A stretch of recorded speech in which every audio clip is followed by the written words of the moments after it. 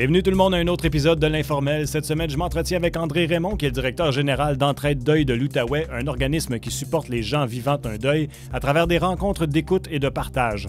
L'organisme célèbre cette année 35 ans d'existence.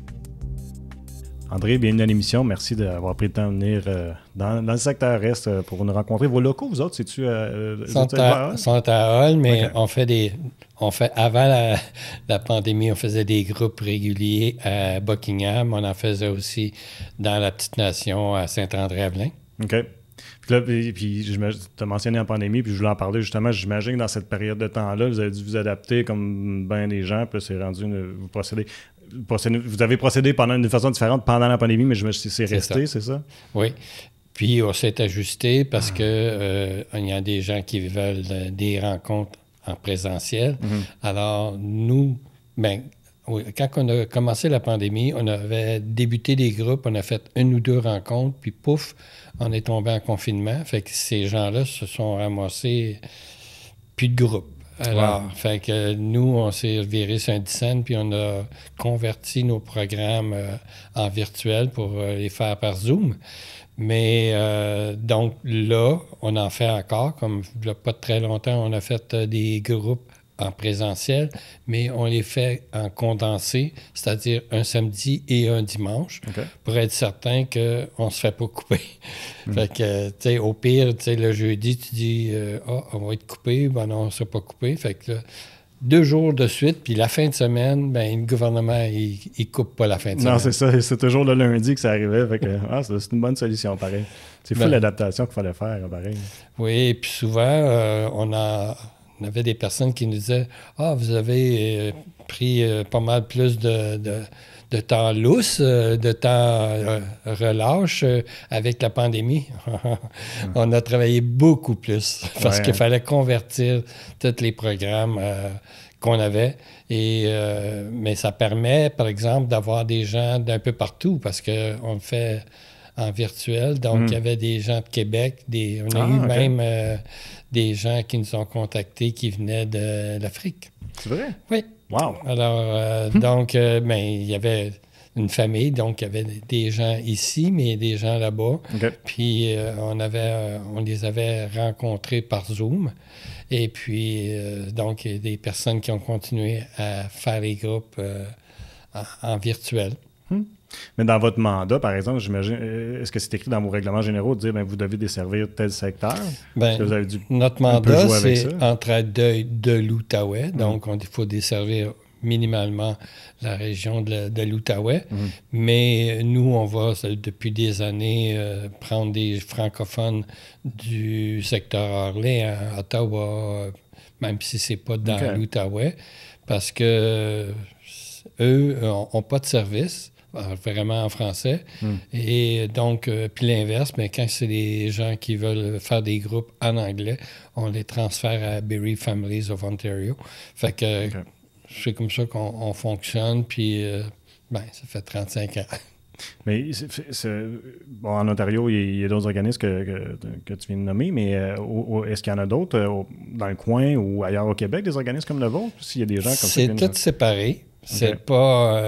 il y a des groupes qui existent qui sont internationaux, mais pas tant que ça. Tu vois, par exemple, nous, on s'occupe des deuils à partir de 6 ans.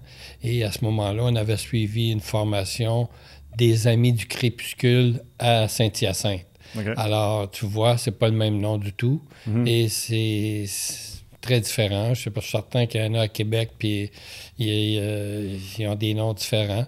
Mais puis ça part souvent d'un besoin qui est dans le milieu, puis les gens disent « OK, on va essayer d'y répondre », puis bon, c'est comme ça que ça fonctionne.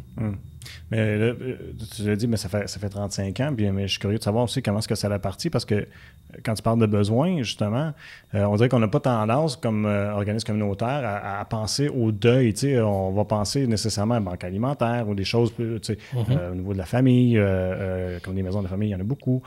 Fait que, comment est-ce que c'est arrivé? Puis là, je sais que ça fait 20 ans que toi, tu es là, mais j'imagine que tu es au courant des débuts. Comment est-ce que ça a parti? Bien, en fait, c'est parti par notre fondatrice, Rosa Bouchard-Pichard, qui, elle, suivit une formation avec l'Université Saint-Paul et elle s'est dit, ben je vais essayer de répondre à des besoins du milieu.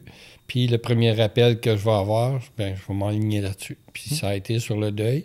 Et elle a parti un organisme Entraide Deuil de l'Outaouais en 87.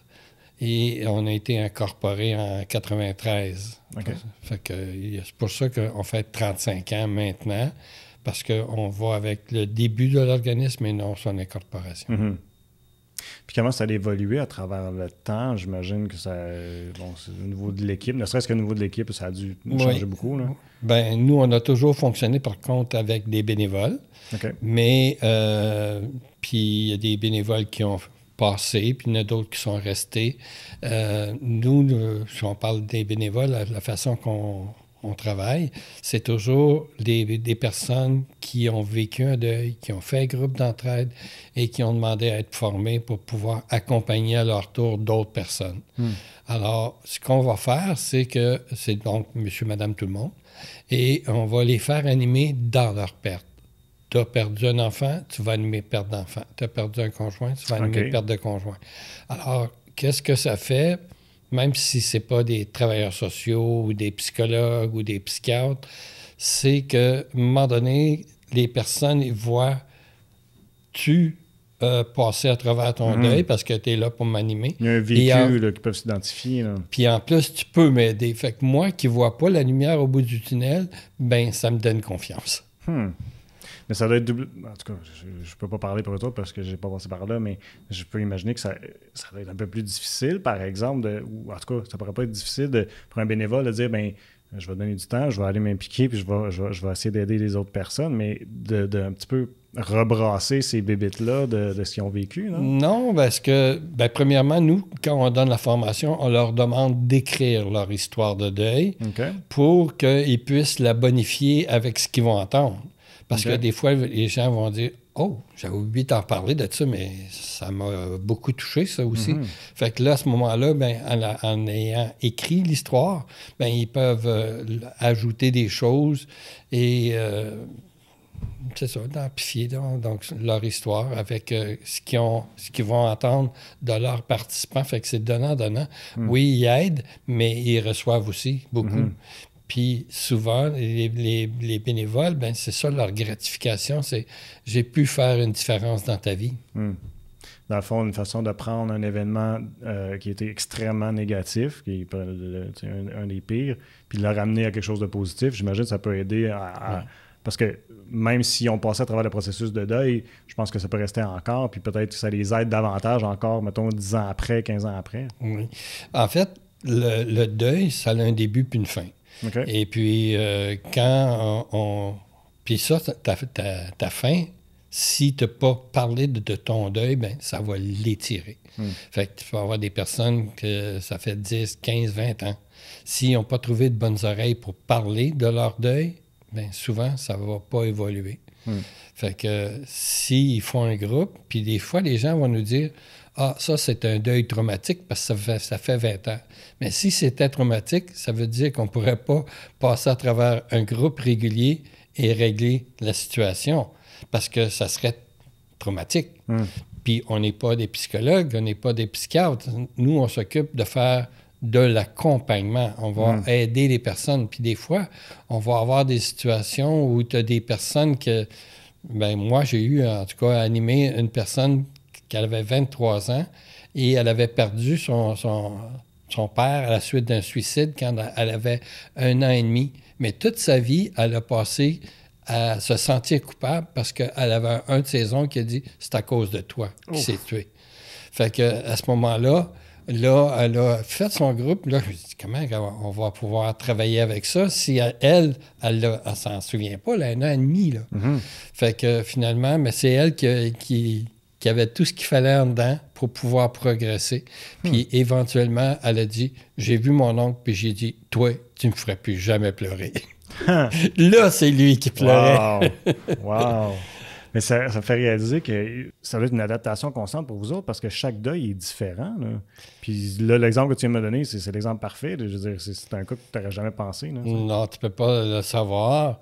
Puis il y a des fois que les gens vont réagir de façon, des fois même, c'est dans nos formations qu'on voit des personnes qui réagissent très fort à des visualisations, par exemple.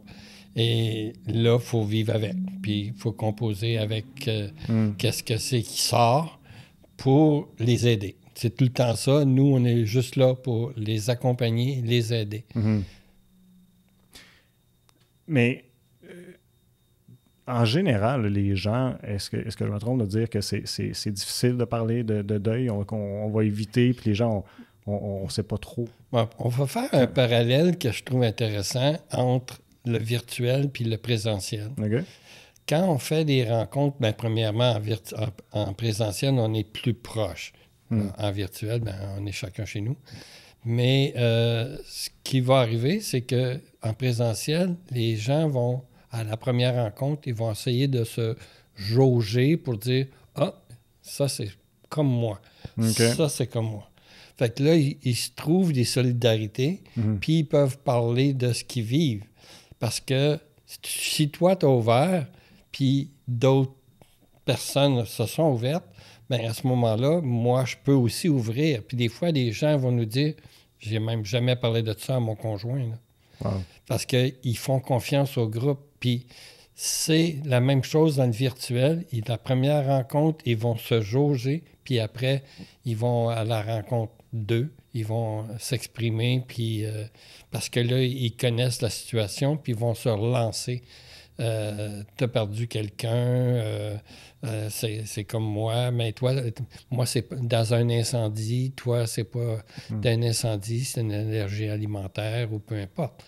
Alors, donc, c'est ce qui va faire qu'ils vont se connecter les uns aux autres, puis ils vont dire « Ah, je suis pas tout seul. » Ça, c'est la première chose qu'ils vont trouver, c'est « Je suis pas tout seul. » Alors que j'avais vraiment l'impression d'être tout seul à vivre ce que je vis, mon deuil. Oui, c'est vrai, le deuil est spécifique à chacun, mais quand on n'est plus tout seul, parce qu'on réalise que d'autres ont perdu quelqu'un, puis que c'est difficile, ben, puis ils sont capables d'en parler, ben, ça va nous inciter à parler. Mais il y a des personnes qui vont vivre un deuil, puis c'est tellement... Tu sais, ils ont fait des promesses genre moi, je ne pleurerai plus. Fait qu'ils ont fait ça à la personne qui était sur son lit de mort. Puis là, ils arrivent dans des rencontres, puis ils disent « Ça fait combien de rencontres que je participe, là, moi? » Fait qu'ils ne savent même plus. Ils sont perdus parce qu'ils sont déconnectés de la réalité. Alors, quand on travaille avec ces personnes-là, bien, c'est important de savoir qu'ils sont mélangés. Puis, quand on perd quelqu'un, comme tu un petit peu t'as dit tantôt, on n'est vraiment pas au meilleur de notre forme. On manque de concentration, on manque de motivation, on n'a plus le goût de s'habiller le matin, on n'a pas le goût d'aller travailler. Mais il y a des personnes qui vont dire « ben moi, je vais aller travailler parce que ça va m'occuper l'esprit. » C'est correct, mais si tu fais toujours ça pour pas vivre ton deuil, puis pas vivre tes émotions, ben là, tu vas pas t'aider. Tu vas le traîner, dans le fond, un peu comme un boulet. Là. Oui. Et c'est pour ça que quand les personnes... Puis il y a des personnes qui vont parler plus que d'autres.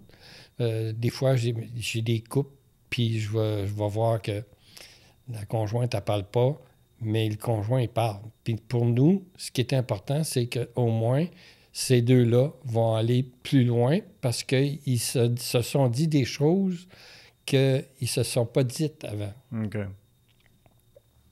Alors, donc, c'est un plus, même s'ils ne disent pas tout, parce que pour nous, c'est important qu'on donne une situation qui va permettre à tout le monde de s'exprimer librement. Si toi et moi, on a perdu un parent, entre aides, on va éviter de vous mettre dans le même groupe pour que chacun puisse s'exprimer librement, puis que l'autre finisse pas les phrases. Puis... Ouais, puis qu'il embarque, puis on le voit souvent. Puis le couple, ça, c'est un bon exemple. Oui. Mais est-ce qu'il y en a qui sont pas à l'aise d'être dans un groupe et qui préfèrent avoir une intervention plus individuelle? Mais nous, on ne l'offre pas. Ce qu'on fait à ce moment-là, c'est qu'on a des personnes de l'extérieur qui nous ont dit qu'ils étaient intéressés à aider. Il y en a même qui sont venus voir comment on fonctionnait pour savoir comment aider. Okay. Mais à ce moment-là, nous, on fait pas... Bien, on fait du 1 à 1, mais en dépannage. Okay. C'est parce que le groupe est trop loin dans le temps où le groupe, il vient de commencer, puis on est déjà... Puis c'est des groupes fermés. Fait que quand les personnes veulent s'inscrire, si le groupe est déjà commencé, on ne peut pas les intégrer parce qu'on ne souhaite pas que chaque participant ait à raconter une autre fois son histoire de deuil. Ouais. Fait que nous, on va aller en détail avec ces personnes-là, mais on ne veut pas reprendre l'histoire de deuil avec des nouveaux participants. Fait que on a une rencontre d'intro où on explique comment ça va se passer, puis on a une première rencontre où ils vont raconter leur histoire de deuil. Après ça, on n'intègre plus personne. OK. C'est des groupes de combien de personnes? Maximum 10. Okay. Et ce qui est intéressant avec le virtuel, c'est qu'on peut avoir des gros groupes parce que ces personnes-là vont être ensemble au début. Comme là, je pense que c'est 32 personnes. Puis après ça, on va les envoyer dans des petites salles par type de perte. Okay. Perte de conjoint, perte d'enfant, perte de parents au sens large. Alors là, ils vont pouvoir, comme je te disais tantôt, se trouver des affinités avec d'autres participants puis dire « OK, je comprends. » Fait que là, c'est ça. À force d'avoir des solidarités, ils vont s'exprimer. Et la grande règle dans le deuil, c'est extérioriser. On pense souvent à parler, mais on peut écrire. Puis écrire, bien, c'est disponible à 4 heures du matin quand tu n'oserais pas réveiller personne. Pleurer, crier, taper dans son matelas si on vit de la colère ou de la rage, mais l'important, c'est que ça sorte. Fait que si tu es artiste, tu peux dessiner. Si tu peux aussi composer de la musique, si c'est ton domaine. Ben. Mais l'important, c'est que ça sorte. Est-ce que c'est plus difficile pour quelqu'un qui l'a traîné longtemps? Je dirais pas. Le processus, c'est le même? Bien, je dirais pas, parce que, dans le fond, c'est que c'est peut-être la première fois qu'ils s'expriment devant d'autres et qui, là, vont ouvrir. Et ce qu'on va constater, c'est que ça va vraiment les aider à aller plus loin, à cheminer dans leur deuil.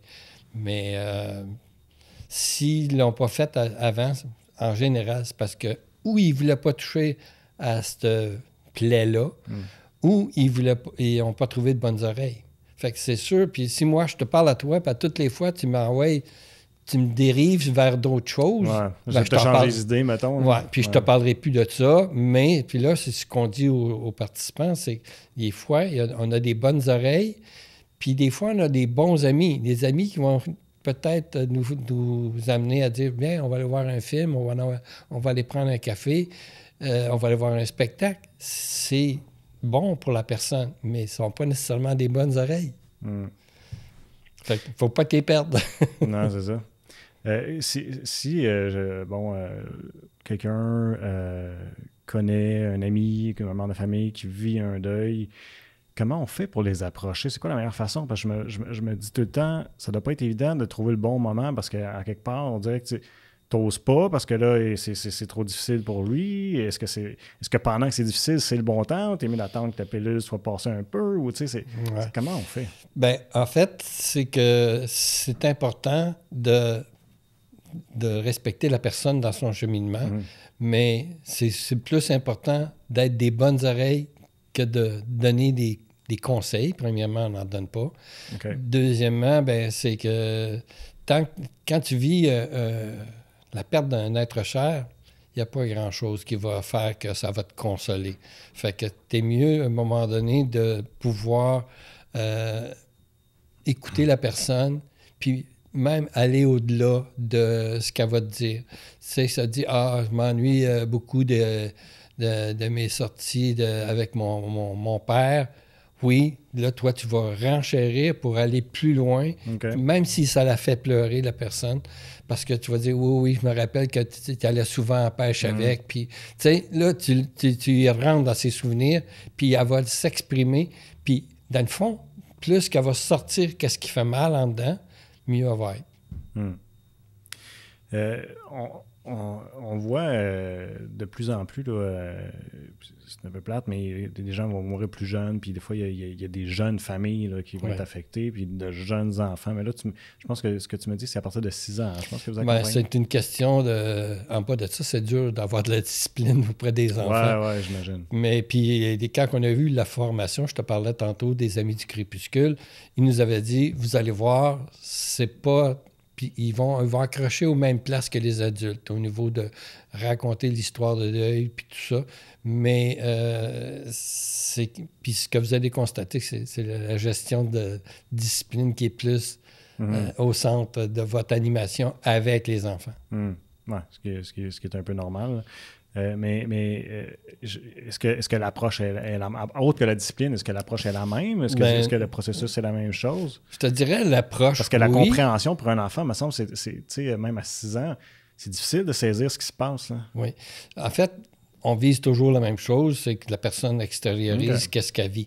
Alors, on va utiliser des moyens différents. Okay. On va utiliser beaucoup les marionnettes, le théâtre, les chansons, le dessin, la plasticine. Alors, pour les enfants, c'est une approche qui est différente. Puis souvent, les gens vont dire...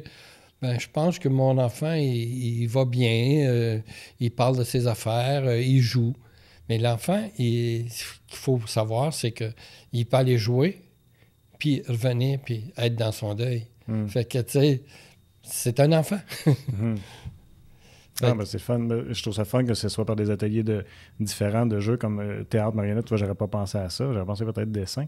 Mais c'est une belle façon de les faire extérioriser, je pense. Oui, puis des fois, on va faire, par exemple, des dessins sur un oreiller pour dire, bon, là, ça, c'est la colère. Là, tu vas le puncher comme il faut. Fait que tu vas sortir, puis tu as fait une facelette, là. Là, tu peux le boxer, là, puis c'est correct. Il faut qu'elle sorte.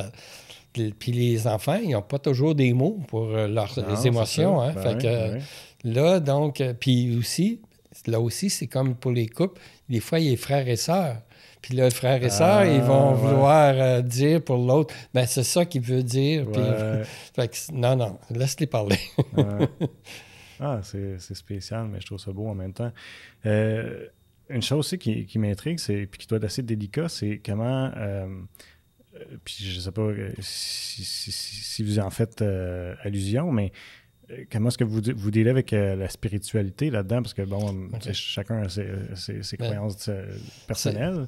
C'est bien que tu poses la question parce que Entraide Deuil, la fondatrice, c'est une ex-religieuse, puis elle enseignait la pastorale. Okay. Mais quand elle donnait la formation, elle disait, nous, on ne parle jamais religion. Les participants peuvent, mais les animateurs, c'est non. Parce qu'il y a 2 bonnes raisons. C'est premièrement, c'est pas tout le monde qui croit. Puis deuxièmement, c'est un maudit bon temps pour envoyer promener le bon Dieu si tu crois. Parce que là, pourquoi c'est pas un batteur de femmes? Pourquoi c'est pas un violeur? Tu sais, mon mari était tellement fin, mon enfant était tellement fin. T'sais, fait que non, on peut pas faire de troc. Non, je peux comprendre. C'est vrai, les personnes croyantes, la première personne qui vont souvent blâmer, puis qui vont rager contre, c'est le bon Dieu. Oui, c'est ça. C'est qu'à un moment donné, tu cherches un coupable. Des fois, ça peut être l'ambulancier, ça peut être n'importe qui, mais ça peut être Dieu. Fait que nous, on parle jamais de ça. On parle, en fin de compte, d'aucune croyance. Puis notre bureau est à l'ancien presbytère de l'église à Hall, mais on n'est pas un organisme religieux. Puis peut-être les gens auraient tendance à penser que ça l'est, nécessairement par le sujet. Là, puis la spiritualité, par exemple, tu avais abordé ça, souvent les gens vont associer ça à la religion. Mais dans le deuil, il y a beaucoup de spiritualité. Je me rappelle, dans mes premières années, il y avait un homme qui était venu puis il dit... Est-ce qu'il y a de la spiritualité dans vos groupes? Puis là, c'était sa première rencontre.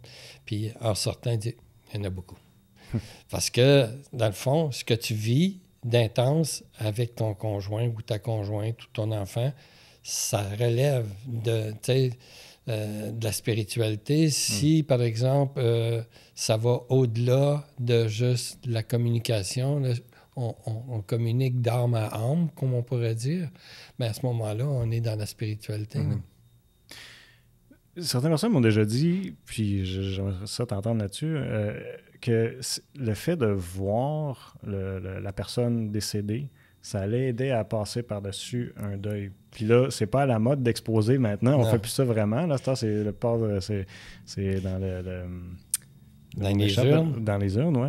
Puis on la voit pas, la personne. Donc, est-ce que c'est vrai? Puis en quoi ça change la donne, là, la mode des urnes? Moi, je pense que quand on peut, puis dans beaucoup de documents, ça dit, même si tu vois juste la main, parce que, je sais pas, il s'est fait écraser par un camion ou n'importe quoi, si tu vois la main, ça va déjà te dire que, bon, cette personne-là est vraiment décédée. Si en plus tu y touches puis qu'elle est toute froide, tu vas vraiment savoir là, qu'il n'y a plus de vie là-dedans. Là, t'sais.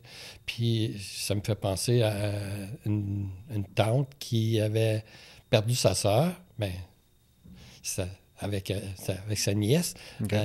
Elle m'avait appelé, m'avait dit elle ne veut pas aller au salon funéraire, puis ça va être sa dernière chance parce qu'après ça va être fini. Fait que finalement, dans ce cas-là, c'était une exposition. Mais je dis, es-tu là, la petite fille? Fait que oui. Fait que là, j'y ai parlé, mais il faut lui expliquer qu'est-ce qu'ils vont voir. Ça se peut que tu vois des personnes pleurer. Ça se peut que tu vois des personnes qui sont nerveuses puis qui vont rire. Fait que, puis, tu sais, là, si tu ne vas pas, tu ne la reverras plus là, après. Là, c'est fini. Tu n'as plus aucune chance. Moi, je te suggère d'aller à la porte, puis tu décéderas si tu rentres ou si tu ne rentres pas. Okay. Fait que finalement, la petite fille est allée, puis ça a fini qu'elle prenait les enfants, puis elle disait « Venez voir ma mère, venez voir ma mère. Ah, puis là, j'avais dit « Si tu y touches, tu vas voir, elle est froide, là, il n'y a plus de vie dans ça, là, dans son corps. » Fait que elle avait amené tous les enfants, puis la tante, elle m'avait rappelé par après, puis elle était bien contente parce que sa nièce était allée, puis sinon, elle n'y aurait pas été, puis ça aurait été plate. Puis après ça, tu dis, tu aurais dû peut-être insister, tu sais. Mais c'est quand même pas évident. Puis je vais te raconter une anecdote. On va continuer, mais je vais juste prendre quelques secondes pour dire merci à tous ceux qui nous écoutaient via ma TV Outaouais. C'est un plaisir de vous avoir avec nous autres. Je vous invite à aller voir notre chaîne YouTube de TVC Basse-Lièvre pour voir le reste de l'entrevue. Bonne soirée. Tu vois, je vais parler de mes grands-parents. Moi, tu vois, il y en a que j'ai vu justement exposer, puis il y en a d'autres que non. Puis, personnellement, j'en ai pas senti de différence, même qu'à l'inverse, pour moi, j'ai trouvé que j'ai gardé le meilleur souvenir de ne pas avoir vu que d'avoir vu. Puis, c'est pour ça que je débattais intérieurement de la question après, quand que mes enfants ont dû vivre des choses. Puis, je me disais, OK, mais est-ce que je devrais les exposer à avoir quelqu'un de mourant ou non, tu sais. Puis là, c'est ça devient difficile parce que c'est ça, l'idée de garder une dernière image qui est plutôt négative, mais je trouve que la façon que toi t'en parles, on dirait que c'est pas la même perception que moi, dans le sens que on dirait que c'est comme si parce que tu es là-dedans depuis 20 ans, là, que tu sais, la mort, c'est quelque chose de tellement naturel que c'est comme facile un petit peu à ça fait partie de la vie. Hein? C'est ça, la mort fait partie de la vie. Puis les enfants, il ne faut pas... souvent, c'est nos propres peurs. J'ai peur de traumatiser mon enfant s'il va au salon funéraire. Je comprends ce que tu dis, par exemple, parce qu'il y a des fois que les personnes vont avoir tellement maigri suite à un cancer ou n'importe quoi, qui sont plus reconnaissables. Il pesait 150, il pèse 70. Fait que, c'est vraiment des images. Je comprends que si tu restes avec quelqu'un qui est diminué, c'est pas une image positive de la personne. Moi, j'ai vécu dernièrement un frère et une belle-sœur dans une même famille et je les ai vus avant qu'ils soient débranchés. Puis dans un cas, dans l'autre, juste parti doucement. Là. Mais après ça, c'était des urnes. Mais j'étais content de les avoir rencontrés et je savais pas. Je sais qu'à un moment donné, il y a des enfants qui vont prendre l'empreinte du pied. sais. Mais là, à mon frère, ils m'ont demandé, est-ce que tu veux une empreinte de sa main? OK. Puis j'ai dit, ben oui. Ben, sur le coup, j'avais pas pensé, mais là, je me dis, si je la prends pas, je l'aurais pu. Fait que finalement, ben, je dis, ben, faites-en pour mes frères et sœurs aussi. Puis après ça, ben, on l'a débranché, puis il était vraiment sous respirateur, puis aussitôt que ça a été débranché, sa respiration a diminué. Fait que c'est ça. Puis, ben, je pensais que tu m'aurais posé cette question-là, c'est pas grave. mais souvent, les gens vont dire ça doit pas être drôle de s'occuper des personnes endeuillées, ils sont toujours tristes, sont toujours dans la tristesse. Ouais. Mais nos bénévoles, ils voient pas que ça. Okay. Oui, ils n'ont pas le choix de voir de la tristesse, mais ils voient, moi, je peux t'aider à être mieux. J'ai passé par là, puis je me sens mieux. Fait que, donc, j'ai confiance que tu as tout ce qu'il faut en dedans pour pouvoir être mieux. Fait que c'est plus ce côté-là qu'ils voient que le côté « Ah, c'est en pleurs, puis c'est pas drôle. » Oui, c'est vrai, mais il faut qu'elle s'exprime, cette tristesse-là. C'est le propre du deuil, la tristesse. Hein? Oui, en effet. Mais il y a des étapes aussi, hein? Je pense que d'un deuil, c'est... Oui, bien, c'est ça. En fait, nous, on utilise plus le terme « état de deuil », parce que « étape », ça fait séquentiel. OK. Puis ça veut dire que je suis rendu à 4, je ne recule plus. Alors que c'est des états de deuil, donc on peut reculer, on peut avancer, puis c'est normal. En fait, tu es en mouvement. C'est pour ça que des fois, les personnes vont dire « Oh, j'ai l'impression que j'ai régressé, là, j'étais pas mal mieux avant, là, puis là... » Mais c'est parce que tu sais, c'est comme une blessure. Si elle est cicatrisée, ça ne te dérange pas de la gratter. Mais si elle n'est pas cicatrisée, tu vas retomber dedans et tu vas dire j'ai peur d'enlever ma gale. Mais c'est comme pour ton deuil, si tu y retouches puis que tu l'avais balayé en dessous du tapis, ça va ressortir. Puis, en fait, ça peut être n'importe quoi. Hein. Ça veut dire, tu peux perdre un emploi, puis ça va faire que ça va ramener les mêmes émotions qu'un deuil. Fait que, puis là, ça peut être d'un centre d'achat que tu te mets à pleurer, puis tu n'es pas capable de t'arrêter. Mais c'est ça. Donc, tu as tout avantage à sortir ce qui fait mal pour pouvoir cheminer dans ton deuil. Fait qu'on est capable de les identifier, les différents états? Bien, les états, tu vas avoir au départ au niveau l'état de choc. Tu vas avoir les résistances, les mécanismes de défense. Tu vas avoir... Tu crois pas, là? Non. Puis des fois, l'état de choc, mais tu vas être comme zombie. OK. Puis je m'ai parlé de ce livre-là, comme livre, pas comme contenu, ou de la perte que tu viens d'avoir. C'est la même maudite affaire. Il n'y a pas de sentiment qui est rattaché à ça. Ça peut être le laisser partir, ça peut être les choses non finies, ça peut être la culpabilité, la colère. C'est tous des états de deuil qui sont normaux et que les gens ne sont pas toujours capables d'identifier. Comme par exemple les choses non finies, souvent, les gens ne pensent pas à ça, mais ça fait partie. Puis les relations humaines, ça fait partie du deuil. Même si ce n'est pas la personne qui est décédée qui est mise en cause, ça peut être mon frère, il ne m'a pas aidé pantoute dans la succession, puis je t'en maudis contre lui. Ça fait partie de ton deuil. Alors, il faut que tu la laisses sortir, cette colère-là, contre cette personne-là. Puis, à un moment donné, bien, c'est ça. Plus que tu vas sortir qu'est-ce qui fait mal, mieux que tu vas être.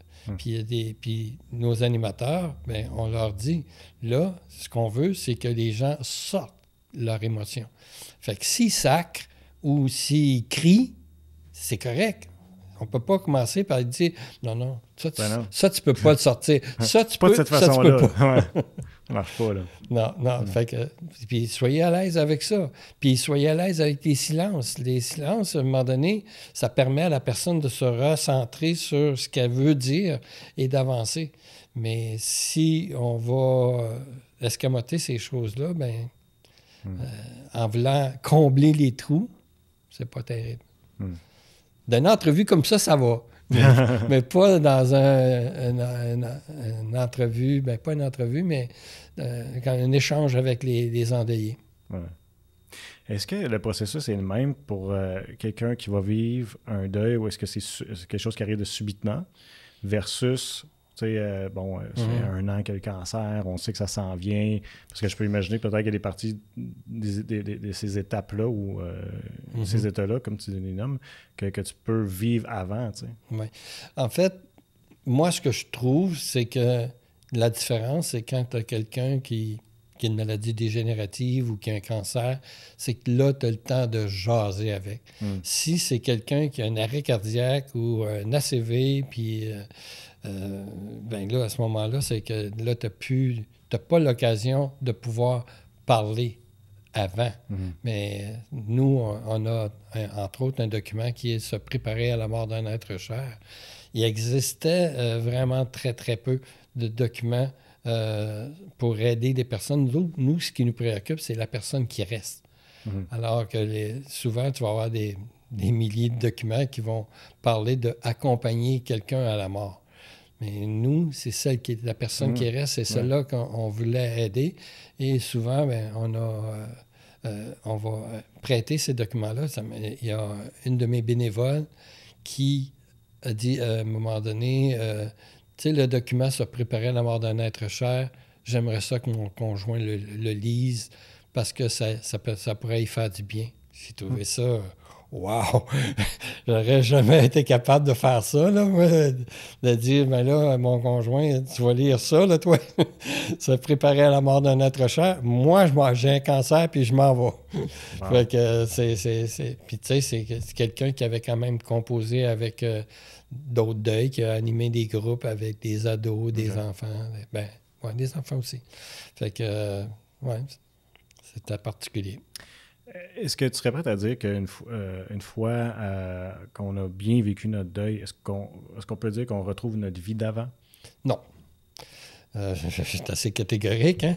Alors, mais souvent, les gens vont nous dire, au début, là, avant, entre deuil, les gens y arrivaient et disaient « Moi, j'ai hâte de revenir comme avant. » Bien, c'est ça. Fait que nous, on ne le disait pas, mais on savait qu'ils ne peuvent pas revenir comme ils étaient. Parce que tu ne peux pas vivre un tumulte d'émotions puis rester pareil. Mais ça ne veut pas dire que c'est négatif. Ça veut dire que tu vas avoir probablement grandi. Puis là, les gens vont nous dire ben, j'aimerais mieux pas grandir puis avoir gardé mon être cher. Mais c'est pas de même que ça marche. Non, c'est ça. Mais ça ne doit pas être évident. En tout cas, dans les moments où tu es en discussion avec votre équipe, de voir jusque-là, tu sais, puis de penser que tu peux retrouver une certaine normalité, tu sais, quand même. Ben, la différence, on avait ça avant. Fait que maintenant, on commence tout de suite en leur expliquant ta vie passée, là, t'as des points de repère là, qui sont plus là. Fait que quand tu vis des deuils, on comprend 2 cercles. Le cercle intérieur, c'est ta vie passée. Puis le cercle extérieur, c'est ta vie que tu ne connais pas encore. Il faut que tu cultives le jardin de ta guérison. Et ça, c'est ton cercle extérieur. Mais ta tendance naturelle, ça va être de retourner dans le cercle. Et ça va toujours être souffrant. Puis je me rends compte que j'ai un peu oublié de te dire par rapport à ta question de deuil soudain ou deuil attendu. Ouais. Bien, moi, je pense que tu as cette différence-là, que tu peux te préparer ou pas, mais après que la personne est décédée, là, ça va être semblable. Parce que tu as perdu quelqu'un qui ne reviendra plus. Ouais, une fois rendu là, c'est même si tu as vécu certaines choses avant, c'est ça. Là, ça rechange. Puis, il y a des personnes qui vont nous dire, faites-vous des groupes pour juste les pertes d'enfants jusqu'à 18 ans ou je sais pas quoi. Pour nous, c'est pareil. Si tu as perdu un enfant, que tu as 82 ans, puis lui 64, tu as perdu un enfant. Si tu as 24, puis tu as perdu un enfant de 2 ans, tu as perdu un enfant. Fait que ces gens-là, ils vont se retrouver, puis ils vont vivre les mêmes choses. Parce qu'ils ont développé un amour qui avec leur enfant qui est plus grand que bien des choses. Mais on ne va pas les diviser comme on ne va pas dire ceux qui ont eu un cancer, on va les mettre dans un groupe. Non, c'est ça. Parce que là, on pourrait subdiviser, puis ça n'a plus d'allure. C'est vrai, parce que ça fait penser, puis j'extrapole, là, mais à l'époque où on avait des grandes familles de 12, 14 enfants, c'était pas rare que qu'un parent vivait un deuil d'un enfant, parce que la vie étant ce qu'elle était. Puis je me demande si c'était aussi difficile dans le temps où ça faisait plus partie du commun. Est-ce qu'on dit que je veux dire? Parce que je sais pas, mon frère, ma soeur en a. Ben c'est ça, il y avait des grosses familles. Mon frère, ma soeur, ils ont vécu une perte, j'ai vu c'était quoi. Puis encore de Paul, mais c'était différent aussi dans le sens que la vie de village, tu avais toujours. Le deuil était vécu en village, dans le fond. Quand il y avait quelqu'un qui mourait, le village au complet était là. Aujourd'hui, c'est ça. Tu vas voir les funérailles des fois de 4-5 personnes. Oui, puis des fois, ils sont en avant, puis mes sympathies, puis c'est fini. Oui, ben c'est ça. Fait que, puis des fois, il y a des sandwichs pas de croûte, mais souvent, tu as donné tes sympathies, puis c'est fini. Là. Tu t'en retournes, fait que c'est quoi qui reste à la personne qui a perdu quelqu'un? Il n'y a plus ce que tu avais comme le village qui était derrière toi, puis il y avait 3 jours d'exposition. C'est vrai, ben oui, il est exposé pendant des jours, c'est vrai. Puis en plus, si tu es plus vieux, ben là, tu avais des expositions dans le salon. oui, c'est vrai. Fait que, donc... J'ai vu plein de photos de ça. Moi, j'en ai une de mon arrière-arrière-grand-père. Il est comme incliné dans un lit.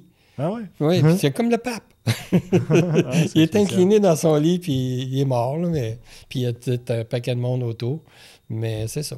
Mais ça a dû aider, je trouve, pour le deuil, parce que tu te sens tellement supporté avec tout le monde qui est là. Puis tu ne faisais pas affaire avec un traiteur en même temps. Tout le monde amenait la bouffe, puis il y avait tellement un esprit de... Et puis là, c'est parce que j'ai vu ça dans les films, là, dans le fond. Là. T'as raison. Mais il y avait un esprit de communauté autour de la mort qui fait que je trouve que c'était... Justement, on prenait tout le monde le temps de le vivre plutôt que de passer au plus sacré à autre chose parce que là, on n'a pas le temps. Là. Mais c'est ce qui arrive aujourd'hui, c'est que les gens, à un moment donné, disent écoute, là, ça fait 4 jours, là, on passe à autre chose. C'est ça. Oups, mon deuil, il est où, là? Ouais. Ça marche pas. Fait que... Puis les gens le sentent comme ça. Je veux dire, je suis... pas malmené, mais on me conduit rapidement vers c'est fini, là. Faut que tu tournes la page. Puis ces gens-là, là, quand ils vont perdre quelqu'un, là, ils vont comprendre que non, tu peux pas tourner la page comme ça. Puis même, il y a des personnes qui perdent quelqu'un puis qui vont dire « Moi, 4 mois, ça va être réglé. » Fait que ça... Comme on dit souvent en trait de deuil, la tête essaie de gérer le cœur, mais le cœur en fait qu'à sa tête. Non, c'est ça. Ça fonctionnera pas, ça non plus. Mais j'imagine qu'il y a des gens qui sentent la pression sociale, en quelque part, de se faire revenir au travail et tout. Puis la famille, puis subvenir à tout le monde. Puis si tu arrives et que tu as rencontré quelqu'un qui... Ça peut être pendant que la personne avait une maladie dégénérative, tu sais, qu'elle était Alzheimer, puis bon, tu sais, ça prend des fois plusieurs années. Fait que des fois, ils rencontrent quelqu'un d'autre, puis pas longtemps après le décès, tu sais, ils vont s'accoupler avec quelqu'un, ils vont se marier ou vivre en commun. Alors là, les gens autour vont souvent avoir des jugements. Mais... C'est pour ça que moi, je me dis, c'est mieux de vivre pour toi que de vivre pour les autres. Parce que le matin, quand tu vas te regarder dans le miroir, il faut que tu sois capable de dire « j'ai bien fait ». Puis, tu sais, pourquoi je resterais célibataire à vie si, à un moment donné, j'ai une âme sœur? Non, mais quelqu'un avec qui... Tu te sens bien, puis c'est ça. Tu passes à autre puis, chose. Comme je dis aussi, c'est qu'aux bénévoles, aux participants, il y a toute une gamme entre faire une sortie avec quelqu'un, aller bruncher avec quelqu'un, puis avoir ses pantoufles en dessous de son lit. Il y a toute une gamme, puis tu es toujours majeur et vacciné, comme on dit. Alors, donc, c'est toi qui choisis qu'est-ce que tu vas avoir comme relation dans ta vie. Ouais, mais ça, c'est la tendance. On a un peu trop tendance humaine de regarder les autres puis de poster des commentaires pour rien, au bout du compte. Là. Je veux qu'on prenne le temps, André, de parler de ton organisme. Bon, 35 ans, mais c'est qui en train de deuil? C'est qui l'équipe? Okay. Combien vous avez de bénévoles et tout ça? Nous, on a une quarantaine de bénévoles parce que c'est important d'en avoir beaucoup. C'est un gros groupe. Oui, mais si on veut respecter nos bénévoles, par exemple, toi, tu retournes aux études, tu dis là, je suis moins disponible. Je change de carrière. Alors, ça prend à un moment donné assez de bénévoles pour pouvoir les respecter dans leur disponibilité. D'autre part, on a parlé de la formation Entraide-Deuil. Quand les gens ont fait un groupe d'entraide qui ont suivi la formation, ensuite, on est jumelles à deux animateurs différents, donc 2 groupes, pas 2 rencontres, mais 2 groupes. Et à ce moment-là, ça prend des coachs, ça prend des personnes qui vont pouvoir sécuriser ces gens-là qui vont rentrer. Là. OK. Puis qu'est-ce qu'ils ont comme formation? Nous, on leur donne 35 heures de formation et il y a une partie qui est plus pratique. Oui, c'est ça, plus pratique, puis l'autre est plus théorique. Okay. Fait que c'est 2 fins de semaine, un vendredi soir, un samedi, puis un dimanche. Et nous, on les dorlote pas mal, nos bénévoles, parce que sont importants pour nous, sont le cœur et l'âme d'Entraide-Deuil. Puis c'est pour ça que là, on va célébrer nos 35 ans. 20 fromages? Oui, 20 fromages le 5 novembre, parce que on ne veut pas faire des levées de fonds, on veut juste couvrir nos frais et célébrer avec nos bénévoles, mais aussi n'importe qui est intéressé qui aime le vin, qui aime le fromage. Alors, il y a 10, 20, 11 fromages, des terrines, des canapés, de la musique. Ça va être une super belle soirée comme ça a été. On fait ça aux 5 ans, le 25e, le 30e, puis là, le 35e. Puis des gens qui voudraient participer, ils procèdent comment? Ils nous contactent en Entraide-Deuil de l'Outaouais, 819-770-4814.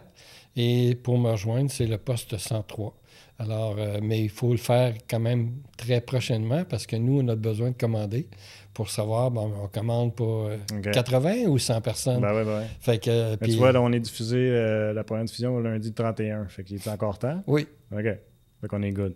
Puis, pour ce qui est de la mission de l'organisme, je peux imaginer qu'il y a des gens qui nous écoutent ou qui ont entendu parler de vous autres qui se disent je devrais-tu pas participer? Ouais. Qu'est-ce que tu devrais leur dire? Moi, je me dis, il faut s'aimer assez pour se dire qu'on veut passer à travers, puis on veut prendre tous les moyens pertinents pour pouvoir être mieux. Puis, à Entraide-Deuil, c'est des bénévoles, mais c'est des bénévoles compétents. Alors, donc, c'est pas des psychologues, c'est pas des travailleurs sociaux, mais c'est des personnes qui comprennent très bien ce que vous avez vécu parce qu'ils ont passé au travers, puis en plus, maintenant, ils sont capables d'aider d'autres personnes. André, c'est un réel plaisir de parler avec toi, puis je souhaite que ça va rejoindre les gens qui ont besoin de parler, puis qui feront appel à vos services. Merci beaucoup d'avoir été avec nous. Merci beaucoup à toi.